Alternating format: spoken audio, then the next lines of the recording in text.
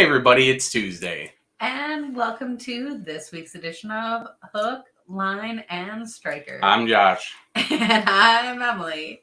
And thanks to you guys for being here with us this evening. So we always like to start out with kind of a fishing report that is local to us. And this week, actually, we were bound and determined because we've been to the river, almost every single boat trip since Ice Out. So we were bound and determined to go to some of our local lakes. And wouldn't you know, we ended up at the river anyways. Yeah, so for those of you that are new to the show, Emily and I are in north central Wisconsin, northeast Wisconsin, somewhere on the line there. We're in the Winnebago system, or Wolf River Valley type area, Green Bay area. And yeah, we ended up back on the Wolf. We did go out to a lake. Well, yeah. And we found the wind was horrendous. Yeah, it's hard in the springtime when you have to fish shallow and you have to keep your boat still, and it's just tough. It was a lot of wind, so we ended up heading back to the river, but we tried some new spots. And that actually, it took actually a lot of work. So I was going to say it was a lot of fun, but to be honest, it wasn't all entirely that exciting because we took a lot of casts. And then, there was kind of just, I'm going to even call it like a little concentrated spot because truly it was, 20, 30 feet. And that compared to the whole shoreline of the whole, it was really a very small spot that we drift through and we'd get a few fish and then we'd drift through again. And it took a lot of time to find that. Yeah, it was probably more like 100 or 200 foot stretch that we were fishing, but it was a little shallow shelf along a deep spot on the river. And the difference between the lake and the river was probably about 10 degrees. So these crappies were probably just the end of the spawn. It was 66 degrees ish. So it was just the leftover spawners sitting up in the reeds that we found, and caught a pike out of there, caught a smallmouth. So there's a bunch of stuff just sitting in there. It's a good little spot. I think it probably produces most of the year. But with that, we took Sunday and we did go to actually a lake. And we did actually find water temps were quite similar. They started in the morning, that low or that mid 60 range. And then by the end of the day, actually, it was quite sunny. Ended up right around 69 degrees. So it was amazing because we did catch a few bluegills and we did catch a few perch and we did catch a few crappies. But boy, did we find the pumpkin seeds. Yeah, they were spawning pretty hard. We had a bunch of rain, so the lakes were probably closer to the upper 70s the couple days before, and then it cooled down a little bit. We got some of those crappies were still up shallow. We were pulling pike off of deep weed edges. One thing that was kind of weird was a lot of the smaller fish were up off of the weeds, like out, like I'm talking like this big, and they're right under the surface, and they're like maybe 20 feet or 30 feet out from the weed edges. And I was trying to figure out why they were doing that, but I'm pretty sure it was because I got bit off once by a pike. I caught two other pikes, so the pike are sitting right on that weed edge, and all those smaller snack size fish were like, well, we're going to stay in the deep water. And the bigger fish were able to sit in the shallow weeds yet. And it's setting up to be a pretty good summer, I think. And with that, I cannot wait to see how summer goes. I'm looking forward to that. But let's bring in our guest. And Darren, thanks for being here. Absolutely. Thanks for the invite. Yeah. So it's been a while since we caught up with you. Gosh, I think way before ice season. So before we get into catching up, for people who have never met you, can you tell us a little bit about yourself? Yeah, I'm a catfish and sturgeon guide here in the Minneapolis metro area. So I do the Minnesota River, I do the Mississippi River, and I do the St. Croix River. And I do catfish normally from May through September, and then September until we can't fish anymore, I do sturgeon. So there's kind of a little overlap there in September, and kind of give the people a choice what they want to do. But just full-time cats right now until September. So. and mostly it's flatheads and channels. Some people just want to catch flatheads, some people want to mix, and what I found is most people just want to catch something, so it's fun to just go out and spend a night on the river. So that's what I do. I take people out. And this is a fabulous time of the year to be talking about this because, Josh and I have talked about, our Wolf River system. And, we've talked about the panfish, we've talked about white bass, we've talked about walleyes. But actually something that I love to do, but don't know very much about is the catfishing. And it's amazing because the number of boats that I've seen set up this year. So I don't know if it's because the water level is up a little bit or what the deal is. But I have seen everybody out this year and it is making me jealous. Yeah, the last year our water levels were so low, like record lows, and honestly, it's one of the worst years I've had. And some people, I don't know, they like the low water levels. They think that it concentrates the fish and it makes them easier to catch. And I think it's just the opposite. It depletes the oxygen level. The bait can just go wherever it wants, and the fish have ample possibilities to get the bait. So I prefer higher water level, not like we had just a few weeks ago out of the banks, but like what it is right now, it's just about perfect, and it's setting up for a really good June here. So yeah, there's a lot of cat fishermen out catching some good fish, and this pre-spawn period right now, people aren't really they don't know much about it. They think you get out in July, August, dog days of summer. Oh, I'm going to go catfishing, right? Well, this is actually right now is when you want to be out catching the big fish. They're full of eggs. They're pre-spawn. You think about other fish, walleyes and crappies and sunfish and bass all around that pre-spawn time. It's just the best time to get out there and catch them. So people might not know that about cats, but right now is the best time to be out there catching them. And I actually run a contest called King of the Cats, and I've been seeing some really nice fish coming out of both the Fox and the Wisconsin River. In fact, the guy fishing the Wisconsin's in first place right now. He's got like 3 over 40 pounds. So yeah. That is actually really crazy. So, is this something that you can go out and do during the day, or you have to do this at night? Actually, right now is really the time you want to be out during the day. So I think probably May and June is probably your best. If you're going to be a daytime fisherman, that's probably the period you want to be out, because they're just actively moving and feeding. And it seems more like as you get post spawn, July, August is when you start a lot more of the after dark stuff now. So yeah, absolutely, you can get out and catch nice ones during the daytime right now. Okay, and so if somebody is out there doing that, the other thing that you mentioned is that you have a tournament going on. Is this something that is like virtual? Can people join all over? What does this look like? Yeah, so I think I started this back in like 2007, before Facebook and everything and apps, and even like I don't even know if I had a cell phone back then. I got to look back, but at any rate, it was just through online forums. Just people would take a picture of the measurement and they'd send it to me, and I kind of did it just as a catch and release thing, because the catfish gets such a stigma about just this hillbilly backwater thing, where everyone's keeping everything they catch, and I kind of wanted to bring a little more attention to it, and try to promote the catch and release thing. I saw what the muskie guys were doing with the trophy fish, and I kind of wanted to emulate what they were doing, measuring lengths and entering them into a contest, and that just wasn't happening. Nobody measured lengths. They were all doing weights, and people are still kind of sore about, doing contests without actual weights, just, using lengths and girths. But at any rate, I go ahead and started that, and yeah, kind of took foothold. And I don't know, there's probably maybe about 100 people doing it now. And we've actually progressed throughout the years, and we're using Fish Donkey now actually for that. So it works really good. We can do the length, the girth, video release, and it's all packaged up, bundled in the one little entry, and it saves me a lot of time. I can just pull up the Fish Donkey, phone app, and there the entries are, and I can review them and submit them. So I think people are having fun with it. I have fun with it. So.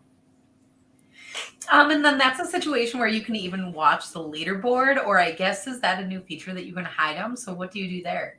Yeah, I kind of went back and forth. I thought, it'd be kind of nice to hide the leaderboard, but then I kind of asked for feedback, and people were like, why would you want to do that? We want to see the fish. So yeah, I don't know if people who aren't in the contest can go in and look at it.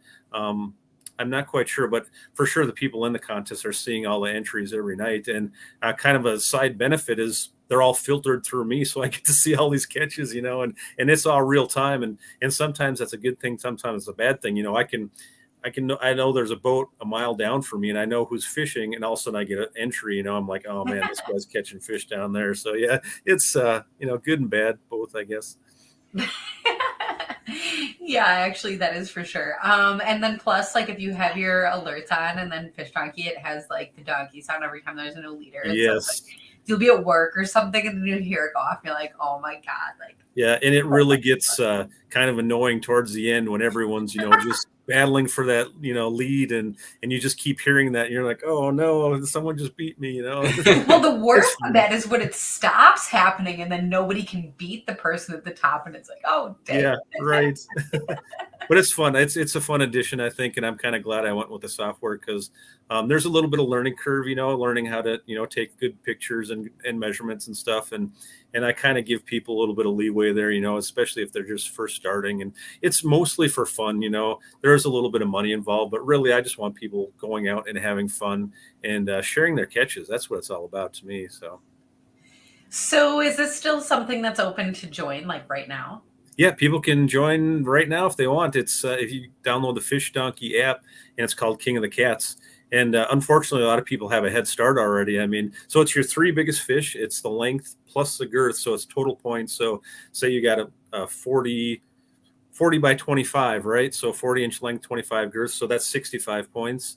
And then it's your three biggest fish total. So we have a category for biggest fish. Obviously, what I said, the three biggest fish and species as well. So you have flathead, channel cat, and then there's also a mixed bag category too. So the people that are catching both channel cats and flatheads kind of get the overall title, I guess. So.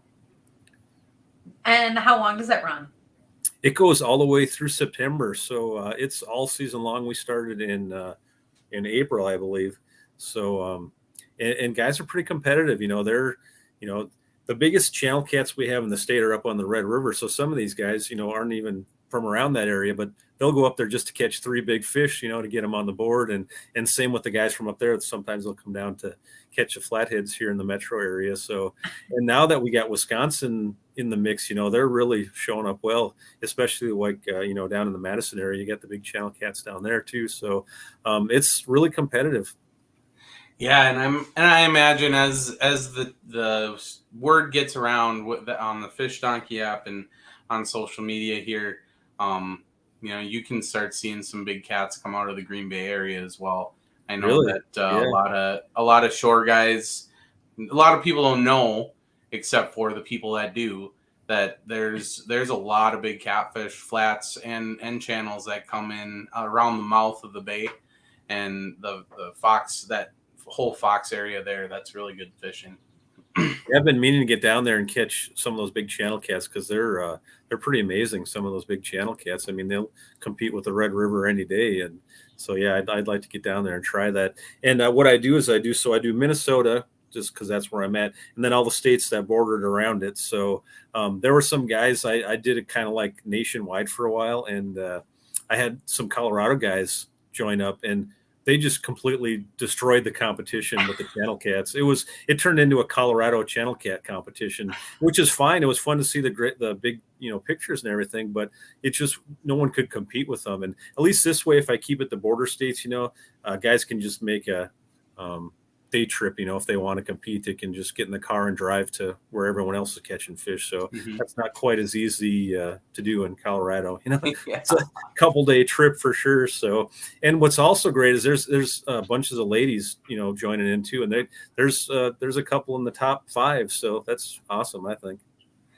Does Amy Hansen happen to be one of them? I don't know if she joined or not, but she should. I've seen her catches. She should join in because she'd be right up there, I'm sure. Yeah. I was wondering that too, actually.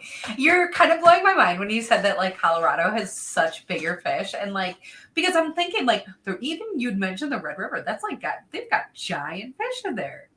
Right. Yeah, I was really surprised to see it, and they got a couple of reservoirs. I think Aurora Reservoir is the one where a lot of the big ones come from, and these are just old fish that don't get much pressure. So we're talking 30, 35 pounders. So people probably don't know about it, and I guess they do now. That's crazy. Oh my gosh. So I mean, obviously, we're talking here a lot of these people that are experienced, they know what they're doing, they go out, they catch these catfish. Let's talk the totally other end of the spectrum. What about somebody who has never done this before? What kind of tips can you give them? So along the Minnesota River here in the Mississippi, there's so many shore opportunities that people might know about. There's a lot of state land right along the shoreline that if you just put the time effort in, you can walk down these trails and parks, and you don't have to have specialty gear really. It's just get a good medium heavy fiberglass rod, something maybe 30 to 50 pound braid, if you just want to get into it, and just chunk up some sucker minnows and get a heavy enough weight to throw it on the bottom, and really just wait it out. I mean, that's how I got started. I just had a couple of dead sucker minnows, and I went down with a bass rod and threw it out in the river, and I caught a 40 pounder, so, and I was hooked after that. So really, to me, the best tip that I would say is just use Google Maps. That satellite view, you can find a lot of good areas where you get shore access, and you just spend some time. Okay. That's the biggest thing to do, is just spend some time on the water, and you'll learn what to do and what not to do. You'll definitely make some mistakes, but we all do. Well, and I think I'm going to add to that. If you're brand new to catfishing or sturgeon or whatever, just the bottom fishing sport, there's a great line of rods called Tiger rods in Walmart that I fished all through college with. I still have them in the basement. It's $20 for a combo, and it feels like it's going to explode, but the number of giant fish. I have a video of Emily catching a sturgeon over 75 inches It's actually crazy. on that setup, and it does. It feels like it's going to explode, but it's over 20 years old, and it's still, the drag sucks and everything else, but it's held up. And for $20, if you don't like it, then at least you're only out $20, and it's a great setup to start out with. Yeah, for sure. I mean, there's the ugly stick. I think Tiger makes that. Their ugly stick makes that Tiger, and I know some guys that's their preference. That's what they use. So ugly stick makes some great rods just for getting out there, especially for just beginners. I mean, like you say, 20 to $50, you're good to go. So with that, the other thing that you were mentioning though is that you can be like a shore fisherman. You can go out there, you can just find a spot, you can plop down. This is all sounding great and easy. But the thing is that when people go to do that, they pull up their Google Maps and all of that. Do you have any tips or keys on what people are looking for on that map or waterway? I guess I would say start looking for like outside bends, because that's where you're going to have your holes. You don't have to be in the deepest water to catch cats, but these cats kind of relate to that deeper water. So you want to look for some structure related to that deeper water. So I would start like on an outside bend, then try to find some wood or structure, whether it be man-made or, natural, and fish around that structure adjacent to the hole. Those fish aren't always in the hole, and they're not always in the structure, but they're moving back and forth. So just have your bait there. Another thing is to find a current seam. If you're finding anything that's breaking the current, especially right now, we have a lot of current out there. So the bait fish are all trying to get out of that current. Well, the bigger fish are going to be trying to find, this bait fish. And that's why I like the higher water, because it concentrates the bait fish and it finds the other fish, easier to find. So, yeah, I would say outside bend, some wood or man-made structure, and current seam, and add those three things. And you want to put that bait, right on that current break, and you just wait it out. Something will find your bait eventually. One of my favorite spots in college, I used to fish the Red River a lot, and there was an old lowhead dam that had been removed, and there was a big, huge sandbar that resulted from the dam coming out, because it used to blow all of that out, but now it kind of narrowed up, and there's a big sandbar with a big, deep hole on the end. Yep. And it was a great spot because, for one, it was all sand. It was like a beach in northern Minnesota. And so you could set up it was easy to set up your rods in rod holders, but also you could set up a bait in, like, maybe 6 feet of water all the way down that whole break. And as the night went on, you could see the fish come up as what holes they started hitting more, because you'd get the one in the deep hole and then it would kind of move up the sandbar. And so, don't be afraid to even move them around too. Right. Fishing out. And like you said, don't be afraid to go shallow. Some of the biggest fish I've seen have come out of 1 to 2 feet of water, and a lot of times this time of the year, that's at nighttime when they're coming shallow to feed on those bait fish. And another one I forgot to mention is creek mouths. Anywhere there's water coming into the water, those creek mouths actually make a natural current break and makes a great spot for bait fish to congregate. Everything's kind of traveling up these tributaries this time of year, so. That reminds me, I don't know if Emily will remember, but I remember it really well. And I was just talking with somebody about it. We actually like to troll for panfish. And so there's a backwater area that's probably about a 10-acre big lake. And there's a creek that comes in it that is the wintertime access, but there's a little bit of current that comes through. And we're trolling twisties along this. And we were in like 6 feet of water or something. And all of a sudden, my rod bent over, and I was like, "Oh, I got snagged." And I went to do the old snag, and as soon as I got the second pump in, it pumped back, and I was like, "Holy smokes!" And it just started peeling, and it went straight into the bank and snapped me off. Gosh. And it was there was a big, huge swirl, it had to have been a flathead because there was a big really swirl of water, when it turned around, and those flatheads have big flat tails. Yeah, it was crazy. I suppose you're using panfish gear, so it's just I was using a light rod. There's nothing to stop it. I cranked it down, and it just went snap. That was on a little twister in 6 feet of water, but it was in that same situation. You're just saying it was right at the mouth of the creek, back in a kind of a backwater area, and it was probably this time of year, June, maybe late June. So that's crazy. No, it makes me feel like we should go catfishing. It's a funny thing because when Josh and I met, actually we met online, and where we lived, it just so happened that the river was kind of almost halfway between us. And so that's what we did when we were dating, is catfishing all the time. And so that's why I love talking about this, sitting on the shore. And because some people have really fancy, you mentioned put your rods out. Some people have really fancy rod holders. Some people bring out sticks and then shove the rod into a rock. It's it's really funny to see the different setups that people go out there. And the amazing thing is almost everybody is still able to catch those fish. Right. Yeah, you can make it as simple as you want. You can make it as complicated as you want. And I kind of tend to, I've been doing it quite a while, so I'm, looking at, better gear and better ways to do things. And you can really overcomplicate it and overthink it. Sometimes you just have to take a step back and remember the basics, and I think a lot of people overthink it. Just, go out and have some fun with it. So the fun thing though is, fishing the river systems, you just never know what you're going to catch. You name it, we've caught it. I don't care what you say, we've caught it, so you just never know. And I think that's kind of the adventurous part of it. I mean, we were out the other night and we had, pretty large bullheads out for fishing for these flatheads. We use bullheads for bait, live bullheads.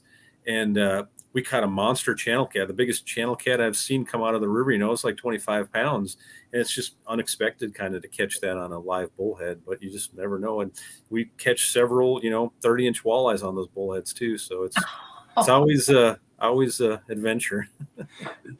Man, it's amazing how similar, I have a lot of similar stories to you. So that same spot I was fishing, talking about the sandbar and stuff. We had one day in probably late May, that we were right after college let out. We were still living in town and we were catfishing down there. And we had a day where we had all of our catfish gear out. All we used was cut suckers, because you can catch those. You have a smaller rod for a sucker rod, and you just catch them and cut them up and put them in the cooler. And man, I bet we caught over 100 or 150 walleyes and saugers that day, just fishing the bottom with chunks of sucker on our cat. Yeah, we were trying to catch catfish, and they're not big. They're all eater, probably post spawn males coming down from the run or something. But it was it was almost frustrating because you're like, man, I just want to catch you're catching 10, 15 pound channel catfish and you just want to catch those. And these tiny little walleyes are stealing all your sucker bait. Right. But yeah, that's funny. Yeah, I don't know what causes the walleyes to do that certain times of the year, because that's happened to us too, where, we've been thrown out for channel cats, cut bait on the bottom, and we can't keep the walleyes off at. One day, I mean, they were all over 25 inches too. It was like every time we casted there, it's like, I didn't quite understand it, but, we just kept doing it because it was fun. So, Yeah. Well, and so with that, just toss now, cut bait and stuff. Are you yay or nay for circle hooks? Yeah.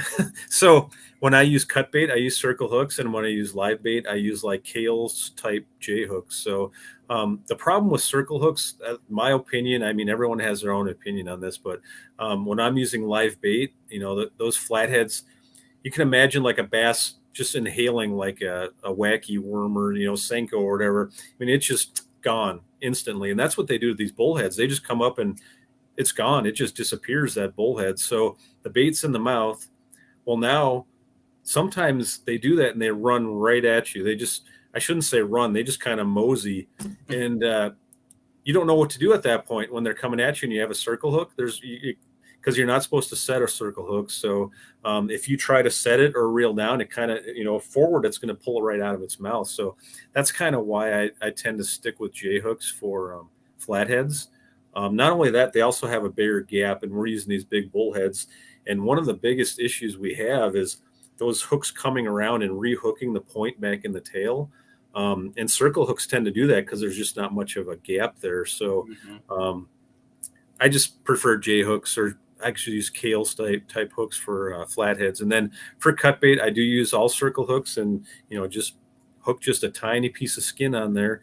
And we'll just leave it in the rod holder, and the fish kind of pretty much catch themselves. It just folds over and go up there and reel it in. So, so I'm for both hooks, I guess. Okay, so that's actually really funny to me because, like, as a guide to like teach somebody that, it is so hard because everyone has like the whole set the hook, Right. and so you get up there with a circle hook, and all you have to do is reel it in, and it's like very, very odd as an angler. It is. And so when I'm using both, I have to like constantly remind them, that's the live bait, that's the cut bait, that's the live bait, and when we run the live bait, I have bait runners on, so it's like a free spool with a clicker. And, sometimes it gets confusing. I have to make sure I tell them, before every bite, what to do when they go up there and do it. So, but after a while, they get the hang of it and everything works out pretty good. So, but yeah, I think when using circle hooks, that's one of the biggest mistakes people do, is either pulling too hard or not waiting long enough for that fish to take the bait. They'll see the rod tip just kind of bouncing, and they'll go up there and try to reel down on it. And I think you just got to be a little more patient. And sometimes I make the same mistake. So it's not just everyone else. I do the same thing too. So. You're making an interesting point also, though, because I'm thinking myself using circle hooks sometimes, just sometimes. But you said that you barely will hook like the skin of the bait, and I'm over here like, shoot, I like wrap that bait like in and on that. So does that make a difference there? Yeah, you want to keep that hook gap open. So I just hook the tiniest piece on there that I can, and usually that's just a piece of skin. So that's what's good about suckers is they got kind of that rubbery skin. So and you want to make sure there's no scales on the tip of the hook. You want that hook point exposed. And some people even kind of use rigs where the hook's not even in the bait; it's just kind of dangling there, and the fish take the hook when they eat the bait. So there's a lot of different methods, but yeah, I just hook just a tiny little piece. That's an interesting point as well, though, because I think what you're referring to is that the rig that they took from like the carp fishing world, and then it's like a little, like you can attach like a bead that floats off the hook. Do you know what I'm talking about? Yeah, like a hair rig, I think you're talking about. Yeah, kind of like that. Yep. That's crazy. That's crazy. Yeah, they do it for live bait fishing too. Some with the bullheads and the big sucker minnows. I think the muskie guys might do the same thing. It's just like kind of like a bridle rig. It's just the bait is attached by the nose. They push a pin through, and then the line feeds through, and so the hook is just kind of dangling free, to hook up, when they grab the bait. So, like, again, lots of overthinking too. I mean, but that's where we started, is that with catfishing, you can do just something very simple. So if you have a circle hook or a knot or whatever, I mean, that's what you could do, is you could just put your bait out there. And like you said, sometimes it is a waiting game, sometimes it's not. Sometimes you get that strike right away. But I mean, I guess the other point with that is, how long do you sit in a spot before you know to move? Oh man, I hate that. That's like the worst. I don't know what to do with that, because I'll be sitting at a spot and I know I want to be at one spot during prime time, but you move, you're like, well, if you don't get a bite there, you're like, oh, I should have stayed at that other spot, So I don't know. I kind of go with my gut feeling, if I should. Sometimes I'll stay at a spot all night long if I'm feeling good about a spot, and sometimes I'm moving every hour. And I don't think there's a right or wrong answer. I kind of think those fish are going to eat when they want to eat, and hopefully you're in the right spot at the right time. So, you kind of put together a milk run of spots, kind of like musky guys do, and just kind of move when it feels right. Sometimes I'll actually even set an alarm, like force myself to move. And sometimes I don't like that though either, though, because I'm like, I really don't want to move, but I don't know. I go back and forth. It's a tough one, really. That's another one of the things cat fishermen struggle with, especially flathead fishermen: when to move, when to stay. And I've actually, thinking about that, I've had instances where I've pulled right in behind another boat that's left a spot and caught a giant flathead, and I've had boats do the same thing to me. I moved and they pulled in behind me and caught a big flathead. So I'm sure the muskie guys can relate to this a lot. They just it's just a rotation of spots. Yeah, in our boat. And every time this past weekend, and then I would go through it, I would cast, and then it was like nothing. And then Josh would cast, then pull out a fish. I'm like, what? It does happen. Yeah, the one thing about flathead fishing is there does tend to be a lot of downtime. So it's a lot of thinking and pondering and discussions about what to do, what not to do. And, some of this stuff wouldn't come up if we were just catching more fish, probably. Yeah, it wouldn't have to come up. That's so funny. You were talking about like moving versus staying. One thing that I always hear about catfish is that they're like driven by scent. Is that something that you find to be true? Yeah, especially catfish. Channel catfish. I don't know how much more a flathead would, depend on scent. They're more of a predator, so they're keying in on movements, lateral line. Obviously, they have a lot more scent glands than a regular fish does, but the channel cat's out scrounging around looking for stuff, and where the flathead's a little bit more of a predator. But yeah, for sure, scent is a huge deal, and if you're not changing your bait, your cut bait, quite often you're going to be losing that scent, and that fish isn't going to find it. Especially, the Minnesota River here, you're lucky if you can see 6 inches down. So that's all sight, or it's all sound and scent. That's all. They can't see anything. It's completely dark to them. So then with that, you hear people that always swear by things like stink bait or homemade recipes or things that they pick up at the store. How does that compare to just like cut bait? So it works. And if you want to go out and catch a lot of little fish, stink bait is the way to go. Like they call it punch bait, or whatever you want to call it, whatever your name is. I think it's all smelly and stinky, and I don't want any in my boat because it's messy.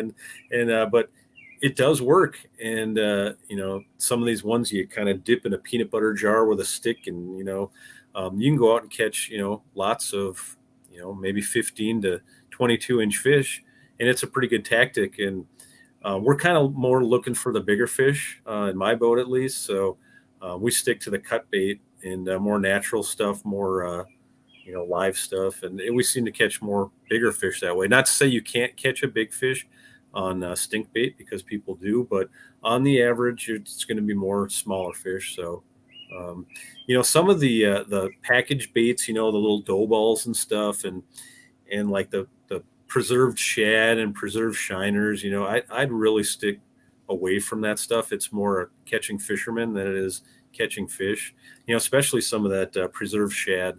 It's just garbage. You might as well throw a stick on your line and try to catch something. I haven't caught anything on that preserved shad. So Yeah, I've never even opened one of those packages, and I'm like, it's either gonna like come out and be like rubbery and like hard and gross, or it's gonna be like soft and mushy and fall apart, and I don't want either of those. Right.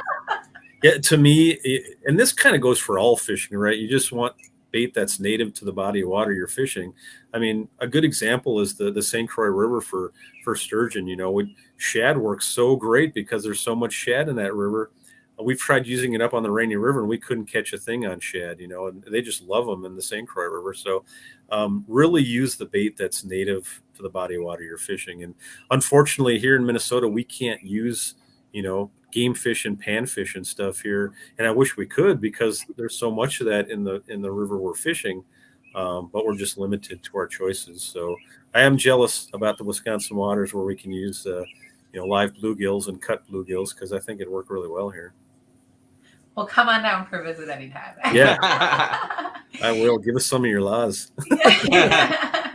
But really, seriously, if all else fails, my favorite bait for catfish, honestly, just huge gobble worms on the hook. That's what I do. That's my big secret. It's funny you say that, because the biggest flathead that's been in my boat was caught on a half of a night crawler, and we did that sturgeon fishing.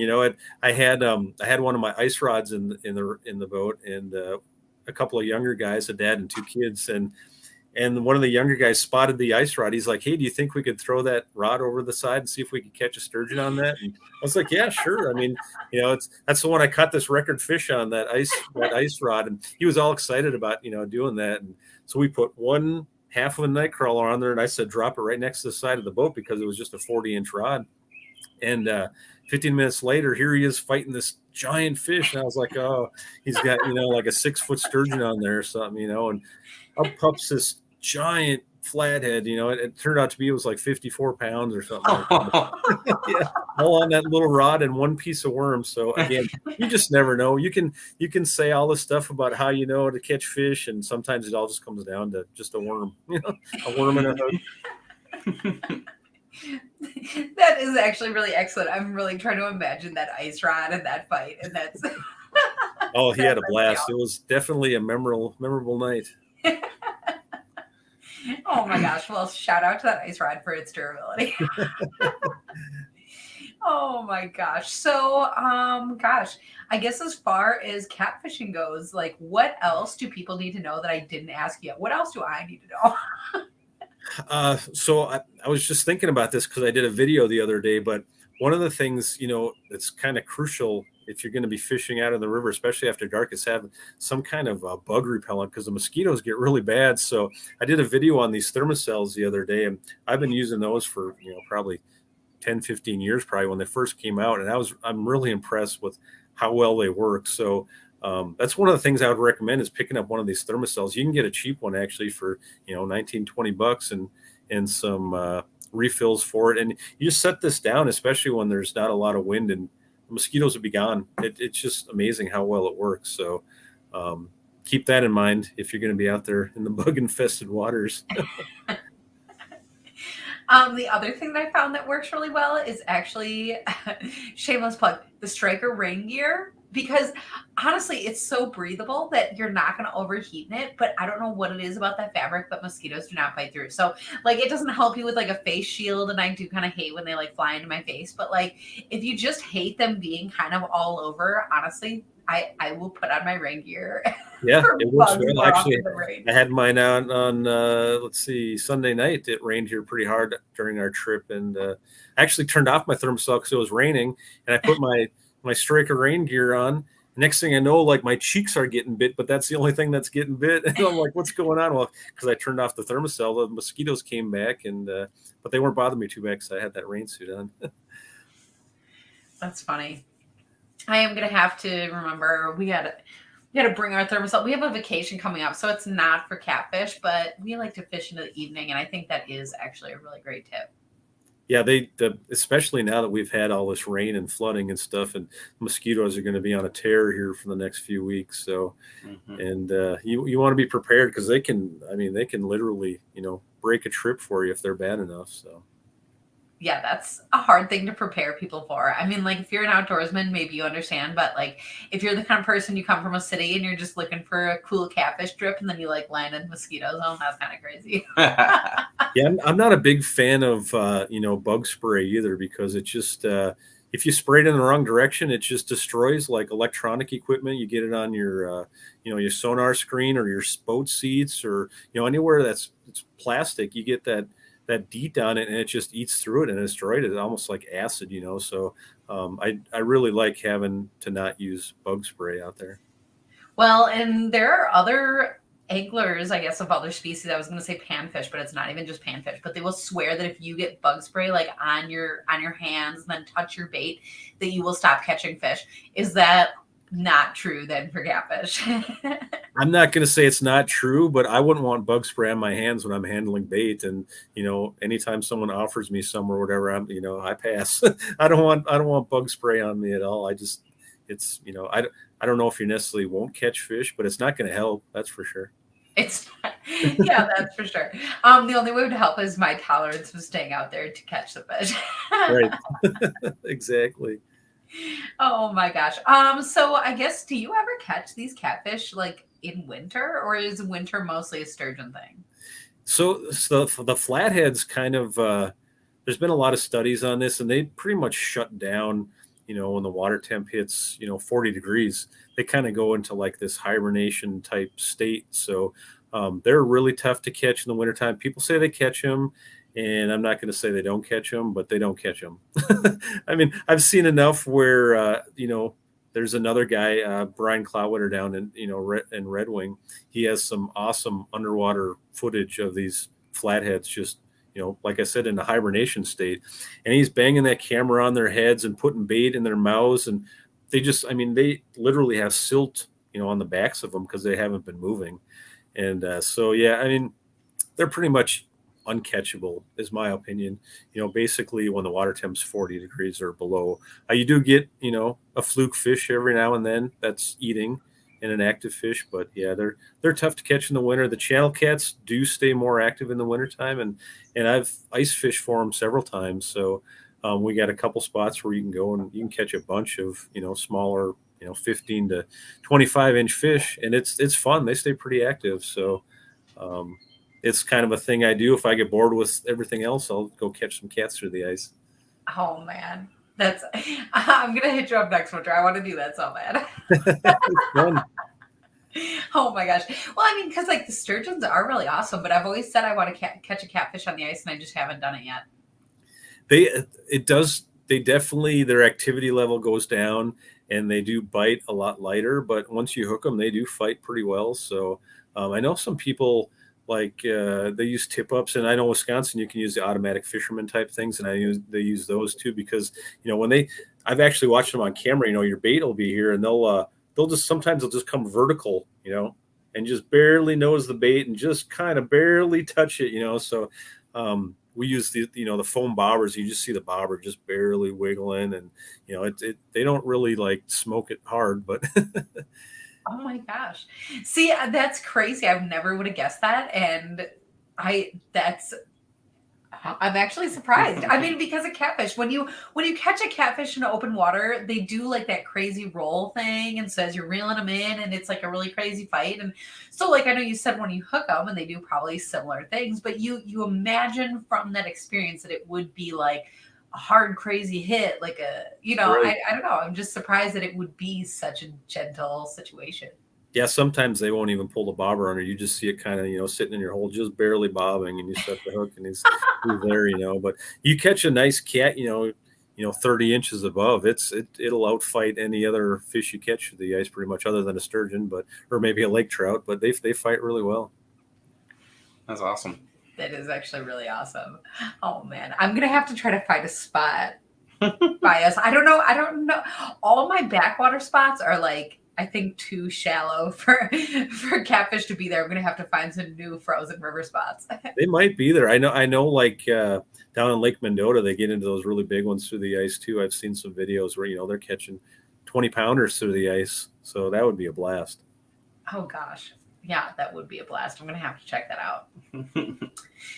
As far as I guess open water, do you still have days open for guiding?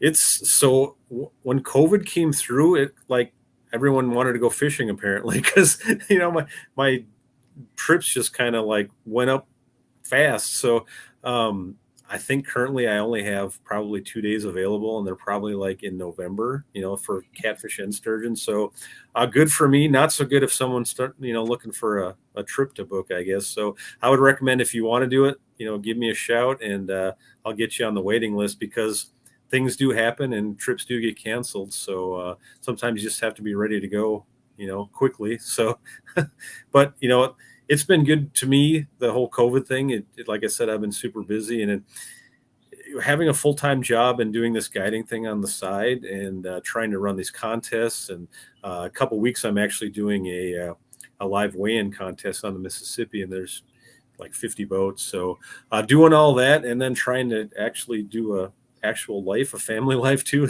really keeps me busy. So I try to do what I can though.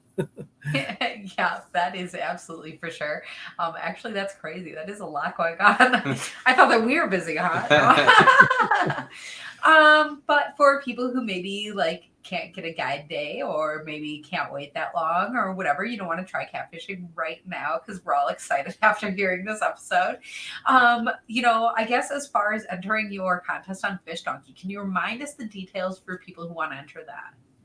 Yeah, so you just go to fishdonkey.com and you can find the software. You just download it onto your mobile app, and you can do it on your phone. I think you can even do that on your tablet if you want to do that. But yeah, just download it, do a search for King of the Cats, and just sign up. I think I honestly, I don't remember. I think it's $20. I have it. So $20, you join. And I do have some prizes I'm giving away just to random people. You don't have to win the whole thing. You just, put in some effort, enter some fish, and you might win some prizes. I got some good prizes. Actually, Stryker provided me a bunch of nice stuff to give away, so I'll be doing that as well. They gave me some shirts and shorts and all kinds of fun stuff. That's awesome. That is actually really awesome. And for people who maybe are not able to get into that as well, but want to follow you on social media, can you remind us where they can get in on that action there? Yeah, so I keep a pretty active page for my guide service. It's 3 Rivers Fishing Adventures, and that's with the number 3, and also a YouTube account with the same name. And I have about probably 300 videos, just all random stuff, some how-to stuff, some bait tanks, and like I said, I did the thermocell video, and also some tips just for catfishing and just some good old go out and catch fish, and that's about all I do. So a good mixture of stuff, and if I just feel like doing a video, I just put up a video. I don't like concentrate too much on it, but yeah, you just check out the YouTube channel and you might learn a thing or two. That's awesome. Yeah, I actually will do that. And I'm sure that the people at home will as well. So thank you for being here and sharing all this with us tonight. Well, thanks for the invite. I do appreciate it. I have fun talking to you guys. Yeah, we have a lot of fun too. And the people at home, I know that you guys have a lot of fun too. So thank you guys for tuning in because we always love your questions and comments and things along the way. Mm-hmm. And with that, if we don't see you out catfishing, we'll see you on next week's episode of Hook, Line, and Striker. Hey, everybody.